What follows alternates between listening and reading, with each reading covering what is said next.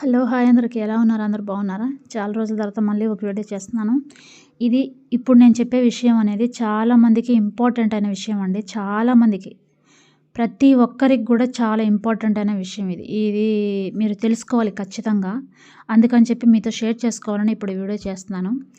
బేసిక్‌గా మనము జాతరలకు వెళ్ళినప్పుడు కానీ, లేదు ఏదైనా షాప్‌కి ఇట్లా టాటూ సెంటర్‌కి వెళ్ళి మనము ఒక టాటూ గానీ, ఒక పచ్చబొట్టు గానీ పొడిపించుకున్నప్పుడు అది ఎంతవరకు మనకు ప్రయోజనం ఉంటుంది, ఎంతవరకు నష్టం కలుగుతుంది, ఇవన్నీ కూడా మీరు ఆలోచించుకొని టాటూ వేయించుకోవాలని అనుకుంటున్నాను. ఎందుకనంటే ఒక పచ్చబొట్టు మనము రిమూవ్ చేయించుకోవాలి అనుకున్నప్పుడు దానికి ప్రాసెస్ చాలా చాలా ఉంటుందట. ఒక 6 సార్లు రమ్మన్నాడు ఇతనైతే నన్ను. 6 సార్లు రండి, మీకు కొద్దిగా రిమూవ్ అనేది జరుగుతూ ఉంటుందని చెప్పి. ఎందుకండి 6 సార్లు రావడం అనంటే ఒక్కసారిగా రిమూవ్ చేయలేరంట ఎవరు కూడా. 6 సార్లు వస్తే గనుక రిమూవ్ చేయొచ్చు అని అన్నాడు. అంటే 6 సార్లు ఎందుకు రమ్మన్నాడు? ఒక్కొక్కసారి కొద్దిగా రిమూవ్ చేస్తాడు అనంటే మనం ఆ పెయిన్ భరించలేకపోతున్నాం అన్నట్టు నాకు అనిపించింది. కాబట్టి పచ్చబొట్టు పొడిపించుకునేటప్పుడు మీరు ఆలోచించుకొని, ప్రతి ఒక్కటి ఆలోచించుకొని మీరు పచ్చబొట్టు పొడిపించుకుంటే బాగుంటుందని. మనం ఇప్పుడు ఈరోజు ఈ పచ్చబొట్టు పొడిపించుకున్నామనంటే కొద్ది రోజుల తర్వాత మనకు అది నచ్చకపోవచ్చు. ఇది రిమూవ్ చేయించుకోవాలి అనుకున్నప్పుడు మీరు పర్మనెంట్ టాటూ అనేది ఏయించుకోవద్దు. టెంపరరీ మాత్రం ఏయించుకోండి. అది నా సజెషన్ ఏందంటే అనుభవంతో చెప్తున్నాను. నేను ఒక జాతరకి వెళ్ళినప్పుడు పచ్చబొట్టు పొడిపించుకున్నా. మా నాన్న ఇదైపోయిన తర్వాత నేను పచ్చబొట్టు పొడిపించుకున్నా డాడీ అని.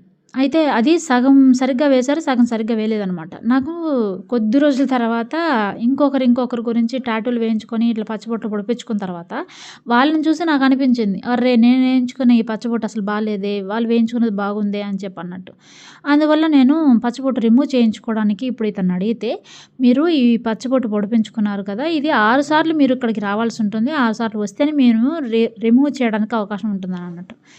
అర్రే! చాలా పెద్ద ప్రాసెస్ ఇది అని చెప్పి ఇంకా లేదు, అది కవర్ చేయండి అని చెప్పి ఇప్పుడు మా నాన్న ఫేస్ అనేది నేను వేయించుకుంటున్నా.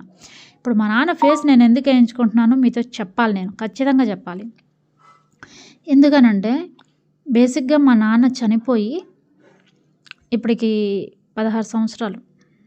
బేసిక్‌గా 16 సంవత్సరాలైతే మనం ఎవరైనా మన సొంత వ్యక్తి అయ్యి ఉండొచ్చు, మన బంధువుల్లో వ్యక్తి అయ్యి ఉండొచ్చు. ఒక వ్యక్తి చనిపోతే ఆ వ్యక్తి గురించి ఆ వ్యక్తిని మనం ఎన్ని సంవత్సరాలంటే గుర్తుపెట్టుకుంటాం. ఎవరి విషయం ఎందుకు, నా విషయానికొస్తే నేను గుర్తుపెట్టుకోలేకపోయా. అసలు మా నాన్న ఫేసే గుర్తులేదు నాకు. మా నాన్నే కదా, సొంతం మా నాన్నే కదా, ఎందుకు అసలు గుర్తుపెట్టుకోలేకపోయాను అర్థం కాల. ఈ విషయం ఎవరికన్నా చెప్దామనంటే మా వారికి కూడా నేను చెప్పలేకపోయా. మా నాన్న ఫేస్ నేను మర్చిపోయాను. టాటూ వేయించుకోవాలి, మా నాన్న ఫేస్ అనేది మొత్తం వేయించుకుందాం అనుకుంటున్నాను అని చెప్పటానికి కూడా నాకు నోరు రాలే అసలకి. నాన్న ఫేస్ మర్చిపోయావా అని ఎగతాళి చేస్తాడని.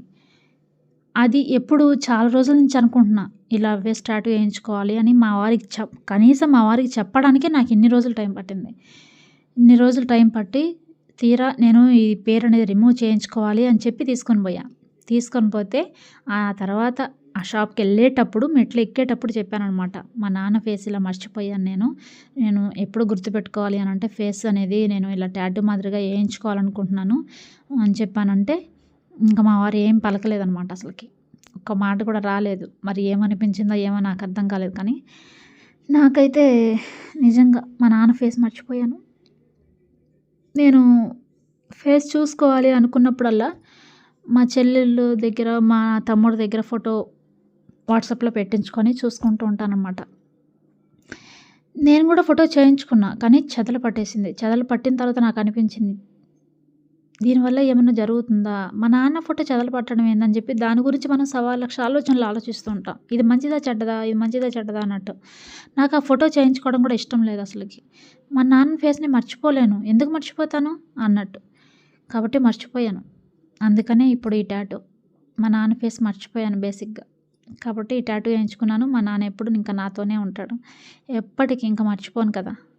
అందుకే టాటూ వేయించుకునేటప్పుడు మీరు జాగ్రత్తగా అన్ని విషయాలు ఆలోచించుకొని టాటూ వేయించుకుంటారని భావిస్తున్నాను. ఇప్పుడు ఈ టాటూ వేయించుకున్నాను. ఎలా ఉందో మీరు కామెంట్ చేయండి.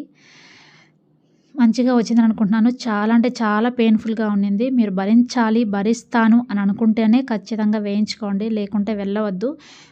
నాకు కూడా బ్లడ్ చాలా పోయింది. అతను సారికే తుడిచేస్తూ ఉన్నాడు. కానీ భరించాను. తప్పదు. నేను గుర్తుపెట్టుకోవాలి అనంటే భరించాలి.